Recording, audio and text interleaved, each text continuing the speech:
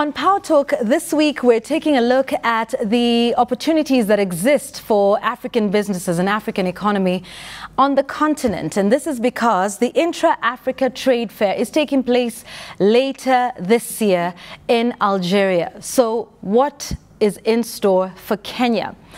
And on the program this week, we are so pleased to be hosting Haitham El-Mairegi, who is the Executive Vice President, Global Trade Bank at Afreximbank. Thank you so much for being with us here on Powertalk today. Thank you for having me. Great. Let's talk about, you've recently hosted what is called IATF Business Roadshow in Nairobi.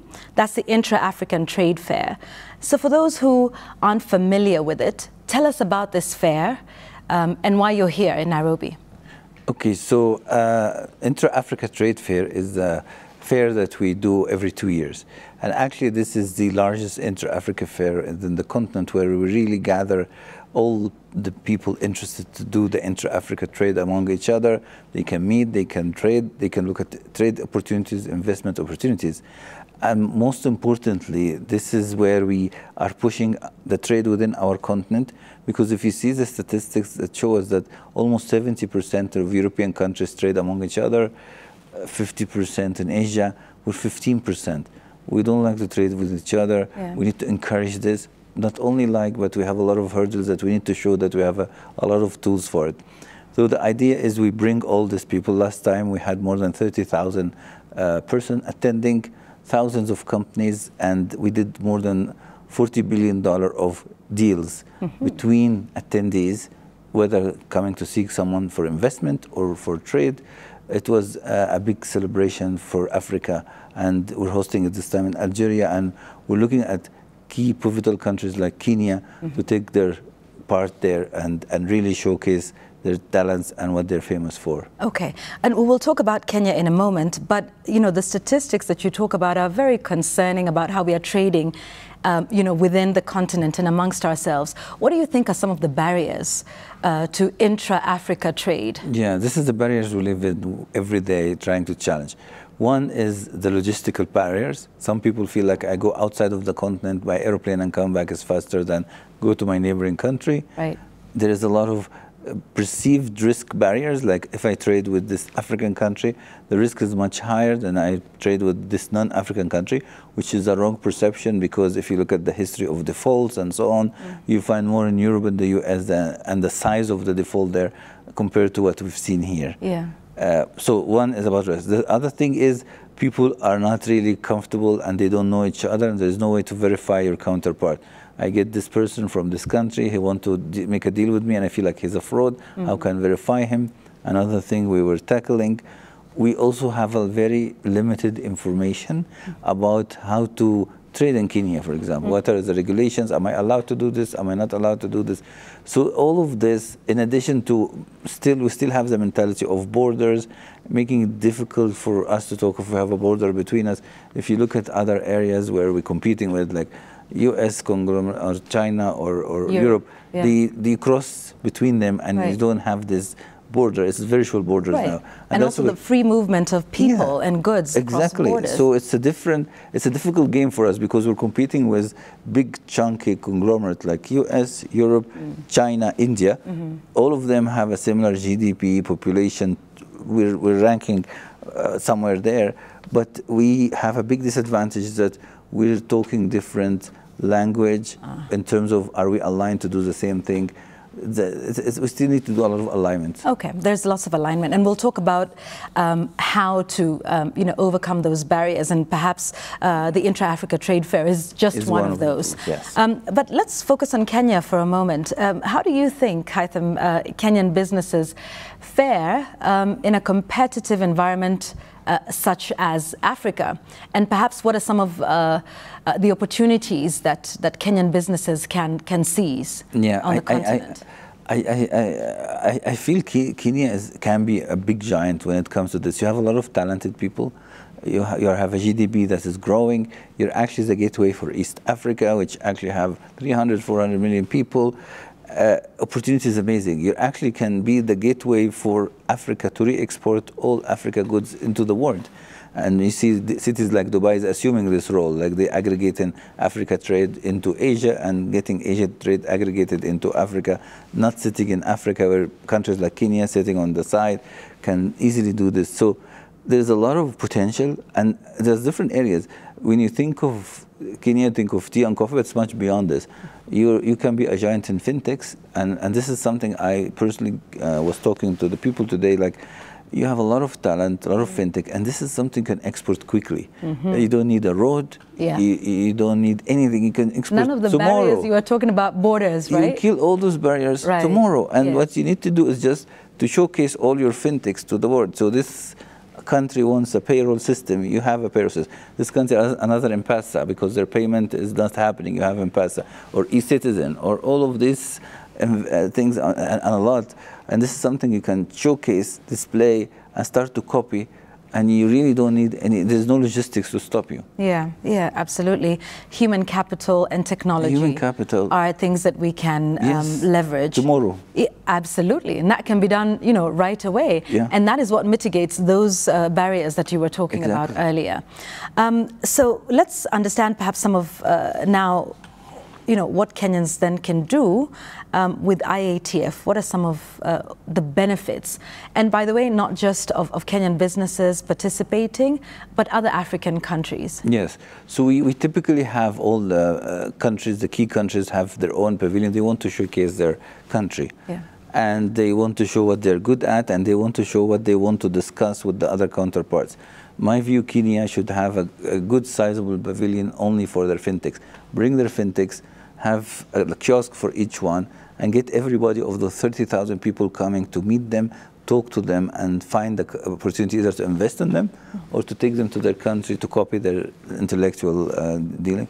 The other thing is there's a lot of work that can be done with, because we have the payment and settlement system, which is PAPS, which is a Pan-Africa Payment Settlement System, which is basically, we can help all the Kenyan exporters to compete with international exporters, because with this system you can go, for example, in Egypt and offer tea in Egyptian pounds while you get paid in your local currency. Here, compared to them importing this from Asia in dollars, you will always win, you'll always own this trade. Rather than just competing on prices, you will outprice anybody. So there's a lot of these tools and ideas that when they be part of the fair, they can be participating in. The other thing, the fair also does not stop at goods, it has a lot of services, and also a lot of culture export and import. Culture export and import, we have a lot of fashion shows, we have a lot of artists, we have a lot of singers, we have even culinary and food. It's like how to export your culture to the rest of the world and show it. And we have a very big investment in this under the Canex brand name, and it's something that Kenya also can excel for, and it's again another thing that you export easily, because this is culture export, or your art, or your songs. So part of it is finding trade partners, finding investors, using the payment systems to start to be more competitive, showing off your fintechs and trade and human capital in terms of tech, and the last part on the culture piece. And you talked a lot about the last trade fair. Let's talk about this one, in terms of the successes. So what does Afreximbank put in place to ensure that you get sizable outcomes, where it moves from showcasing ideas to actually spurring real trade on the continent, and also getting projects that are bankable and scalable? Yes. So what we do, typically we do a lot of work pre-fair. So typically what we do is, for example, Kenya started to say we need a pavilion. We work closely with Kenya to do the matching pre-fair, because we want also Kenya within this fair to start signing. So what we do is start to do matching. We say, Kenya, you want to do this now in this country, let me take you with us. We know, and we do a lot of this matching. We do a lot of taking Nigerian, Egyptian contractors to do roads and dams in other areas. Because we're all over the continent anyway. So we do a lot of matching at the beginning. We also start to design with them and talk with them what are their themes, what they will be famous for. But during this fair, it's a very active week. You have a lot of education to the people. They can hear the seminars and so on. We keep introducing people to each other. We have a very heavy schedule of signing of things that we have already pre-planned or deals that you can find there. So it's a program of preparation once a country starts to have their pavilion with us that we take. Some of the countries say want like a day, like a Kenya day. This is a Kenya day that everything about it will be Kenya. People talk about Kenya, and nobody will miss Kenya, and it's fair. Right. So it's a lot of way to make the African country visible to each other. Okay. We need them to talk, because the benefit is unlimited if we start to trade between us. It truly is. So what does success look like based on the previous one in terms of deals signed? What are you looking at achieving? So so far since we launched this fair, we closed almost like $100 billion plus of matching deals that are turning into investment and financing, and we financed a lot of them together with our partner banks. Yes. It's like 1,000 last one. We have 30,000 people coming. We're trying, and everyone is like a more success even than the previous one. It's first time in Algeria, so we're getting people to know Algeria more. Yes. And we're getting Algeria to connect with the others, and they're putting a lot of efforts behind this, because it's quite a big exhibition that we're hosting there. Our success is when we find that we started for Kenya, and a new stream that Kenya did not see the impact, like for example the fintechs again. If Kenya starts to say, oh, we went there and our fintechs now are more famous than before. Okay. Because, or no, we can now export tea in a different way. And these are the areas where we feel like we really made a difference. It's very critical to us within the bank, because we have a full cluster, which we call it an intra-Africa bank. It's a full bank that's only worried about how to make Africa trade together. Intra-Africa, it's not like a department or some people trying. It's a full bank that's one of the two banks that has nothing to do but let's get the Africans to trade together, and even including the Caribbeans, because we call it the full global Africa. Right. Just your last call of action. For intra-Africa trade, because like you say, that's what Afreximbank is all about, Africa Export-Import Bank. So give us your last call to action about why intra-Africa trade is probably the game changer for the region, for the continent. I'll tell you why, because one, we will be able to reduce our cost dramatically. Let's talk about the FX cost. Now with our platform, the PAPS platform, the continent loses around $5 billion every year.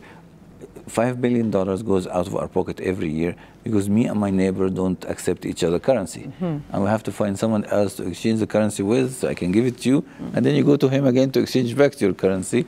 And then we both of us lose couple of dollars, couple of dollars here, couple of dollars there, $5 billion we pay. We could have bought something else with it. Absolutely. So one, we relax this FX thing. Second, we now, trading together will get our cultures to merge a little bit more. We have barriers, we have a colonial barriers that have been built all over the place.